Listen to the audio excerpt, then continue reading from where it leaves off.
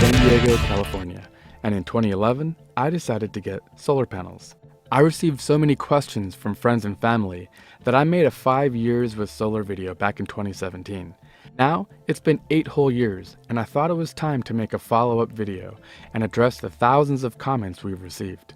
In this video, we're going to talk about my system, prices, my break-even point, updated solar prices 8 years later, maintenance costs, panel degradation, and much more. In 2011, I got 5 235-watt panels installed for a total price of $10,000. When I filed my taxes that year, I received an investment tax credit, or ITC, of 30%. A credit is a one-to-one reduction in your tax liability, unlike a deduction. So between federal and California state, I received $3,600 in tax credits, bringing my final cost to $6,400. At this point, someone is preparing a comment that reads something like this: I hope you're enjoying your free solar panels that I paid for. But remember that people who install solar are homeowners who pay property taxes and probably a fair bit of federal and state income taxes too. Also, unlike industries like oil that receive their fair share of subsidies and profit in the billions, the solar subsidy goes directly to average people who want to produce their own energy. We'll do a future video on the state of energy subsidies, so stay tuned for that. You're probably thinking that I got ripped off, but solar prices have fallen sharply in the past 8 years. In 2011, photovoltaic panel prices were around $4.50 per watt, while in 2018 that price fell to about $1.50 per watt. My same $10,000 could now buy 3 times the system. A recent quote I received was for 10 350-watt LG panels for less than $10,000.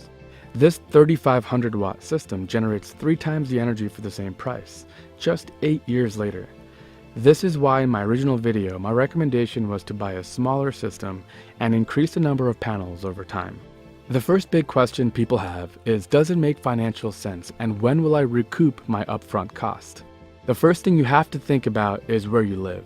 Solar makes the most sense if your energy costs are high and you have beautiful sunny weather. For those reasons, San Diego is pretty much an ideal place for solar.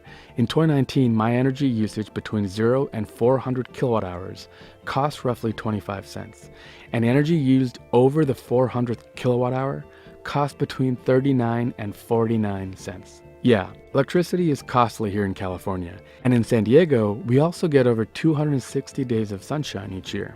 My wife and I live in a 2,000 square foot single family home, and while we have all LED light bulbs and try to conserve energy, we do have some energy hogs, like our electric double oven and hot tub.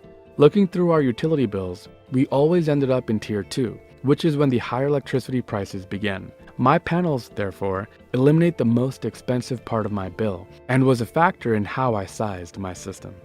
Here is a breakdown of my solar generation in kilowatt hours per year. Electricity rates have increased pretty steadily in this period, starting around 27 cents in 2011, all the way to 49 cents now in 2019.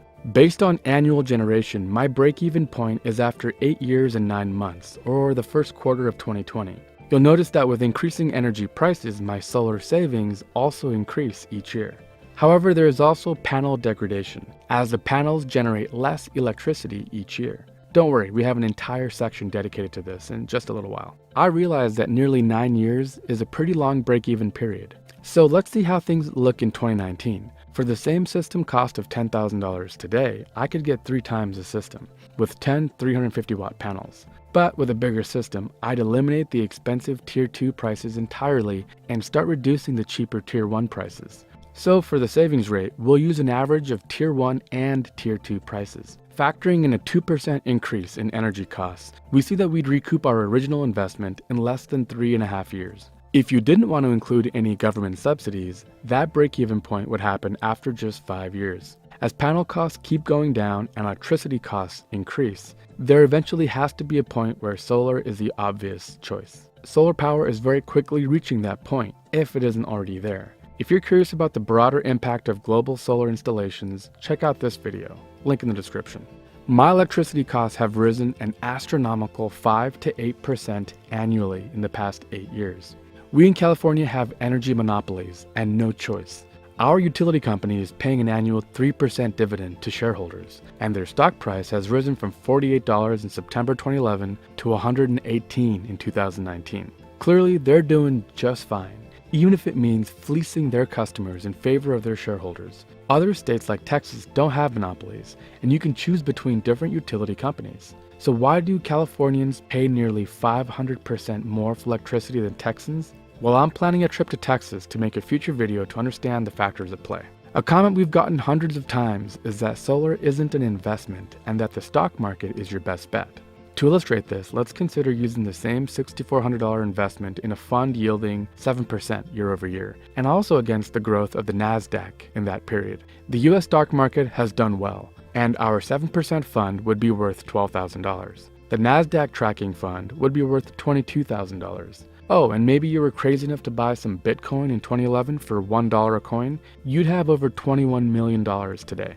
The bottom line is solar isn't exactly an investment. All the other ways we described would have made you more money. However, with solar, you will recoup your upfront capital cost and eventually make more money in energy savings. You'll be generating your own energy, lowering your impact on the energy grid, and reducing carbon dioxide emissions all the while. What exactly that's worth is for you to decide. I bought my panels and didn't pay any interest, and if you're thinking about getting a loan, you'll have to factor interest payments into your calculations. There is also a leasing option where you don't buy your panels but instead pay the solar company a lower cost per kilowatt hour. But this means a company has hardware on your property and they can put a lien against your home, which can be tricky when it comes time to sell it. Just do your research and fully understand the different options out there. If you have any questions, tweet to us at 2BitDaVinci. Now to the question of maintenance and other costs, which in my 8 years with solar has been zero. Nothing is ever broken and there's no scheduled maintenance or anything else. I do try to clean my panels once or twice a year, but that's purely optional. My solar panels have a 25-year warranty, guaranteed to produce 80% of their original output by year 25. Even after 25 years, most panels will work at an increasingly degraded level. For inverters, I went with Enphase Energy microinverters model M215. The reason for my choice was twofold. If trees or buildings casting shade is a concern, microinverters are the way to go. Traditional string inverters will drop all panel output if there's shade on any one panel. The second reason was the long lifetime reliability and warranty of my Enphase microinverters. A string inverter has to handle all the DC electricity inverting for all your panels, which means more work and more heat. Microinverters sit under each panel and only have to invert the electricity of one panel. Most string inverters carry a 10-year warranty, while my Enphase microinverters come with a 25-year warranty. Also, in the event of failure, only one panel will stop working, while all panels stop working with the string inverter. If you have extreme weather like hail where you live, be sure to ask your solar installer about panels built to withstand that sort of impact. Also, since solar panels are a permanent fixture of your home, check with your homeowner's insurance policy, as your panels will likely be covered. The sun will degrade pretty much everything given enough time, and solar panels are no different. Finding my total panel degradation is pretty tricky because cloudy days, greater dust or ash in the air, and other seasonal trends will affect your solar performance. So the best way I could think to do this was to record the best single day of solar output from my entire system each month. The reason I only picked one day was to eliminate cloudy days from the equation. The panels can never make more energy than they're rated for, but they can make less due to weather. You'll notice it's not a smooth trend. For some reason, 2013 was the worst year. But looking at 2018, we see that the panels are at around 94%, which is less than 1% degradation per year. This is in line with what I've read and makes sense. Maybe in year 10, 15, or 20, I'll make another video to keep you apprised on my panel degradation. But the data here is very promising, and now I know that I'm on track for that 80% output mark. Several people have asked if I have batteries with my system, and why I don't go entirely off-grid. First of all, no, I don't have any batteries, and that's because I didn't think the battery technology was mature enough in 2011. However, things have really changed since then. Now you have companies like Enphase Energy and Tesla making some amazing battery storage products that are fairly affordable. The reason I don't have batteries and remain on the grid is because my small little 5-panel system doesn't make enough energy to power me throughout the day. Here's a graph of what hourly solar generation looks like for my panels. Once the sun rises, my panels make about enough energy to cover my usage, but that quickly tapers off into the evening. The only way I could get off grid would be to get a big enough system to bank between 10 and 20 kilowatt hours into battery storage to power my home through the night.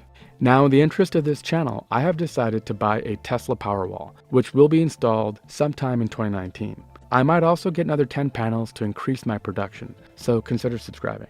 We also have a video where we cover how critical energy storage will be for the future growth of solar. Okay, so now we've broken down expenses, cost, maintenance, and degradation, and hope you've got some new insight into the world of solar. But the most important question ultimately is if solar is worth it for you.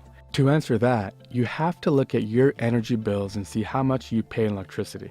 If you live in a place with very little sunshine, that should also play a factor in your decision making. Solar panel and installation prices